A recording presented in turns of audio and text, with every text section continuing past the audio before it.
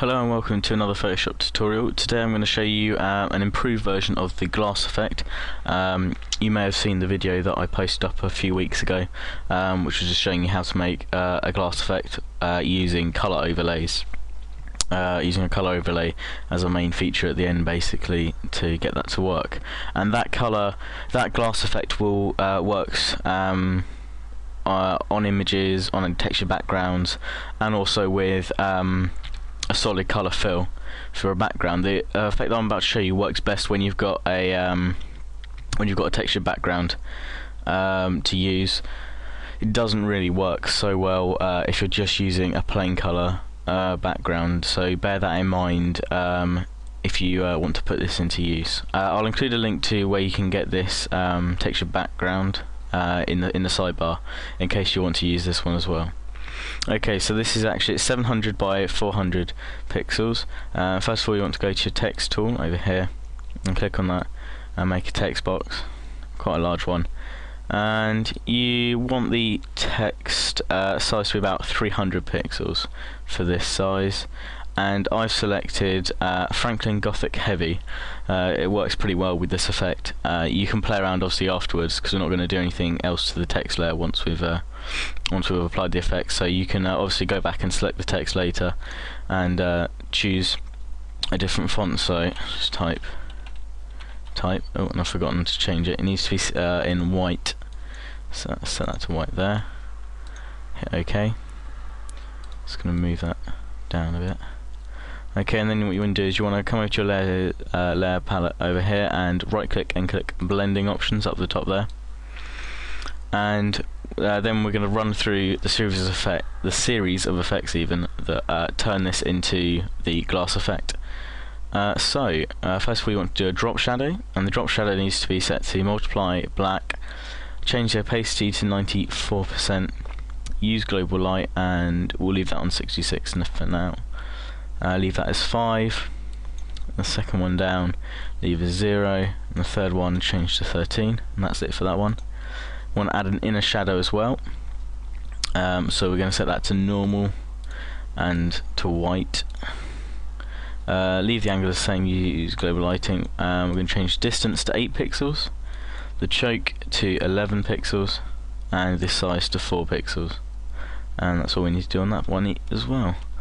We need to put an inner glow in for this, because I'm going to actually put a blue hue over the end at the end of this. I'm going to use a blue colour that I've already picked out, which I quite like, which is BEE0FF. What else we need to do? That needs to be set to 75. You want to come down to here on size under the elements and put in 27 pixels. Tick anti-aliasing and make sure that's 50%. Go down to bevel and emboss, and for this we're going to use the inner bevel, smooth 100%, direction is up, size needs to be set to 4 and softened to 2 pixels, and we'll leave the top angle as that, bottom one is 26, that's fine. And here we need to tick anti-aliasing and change the gloss contour to this one here, which is, if it comes up, it's a rolling slope descending.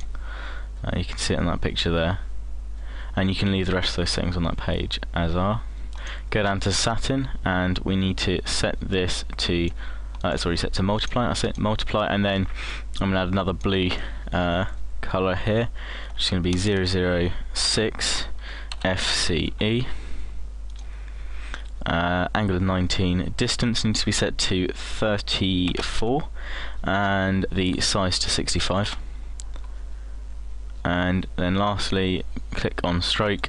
The size needs to be set to 2 pixels, the position to outside. Change blend mode to soft light, opacity to 53, and fill type set to gradient. It's just black and white, black to white gradient, which is the standard one on there. Linear, 90 degrees, 100%, and you can leave it all as that. And if you click OK, what you'll now see is you're left with this on the image. the only thing you need to do to then change that is go over to here and click on fill and drag the slide all the way down to 0, and there you are. There is your new glass effect. Now obviously, because the way this works, the effect, what you're doing by applying all those effects is basically creating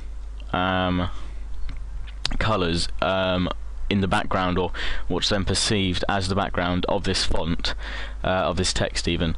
So that when you remove the fill colour, the white colour that we started with, you're left with this, which is why this doesn't work necessarily that well on solid fill colours, because you lose some of the glass effect when you do that. But obviously with this background it looks quite nice.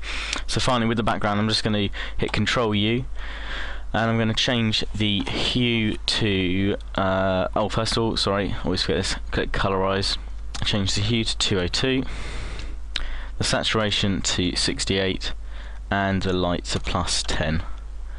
Hit OK, and there you are. There's quite good looking glass effect.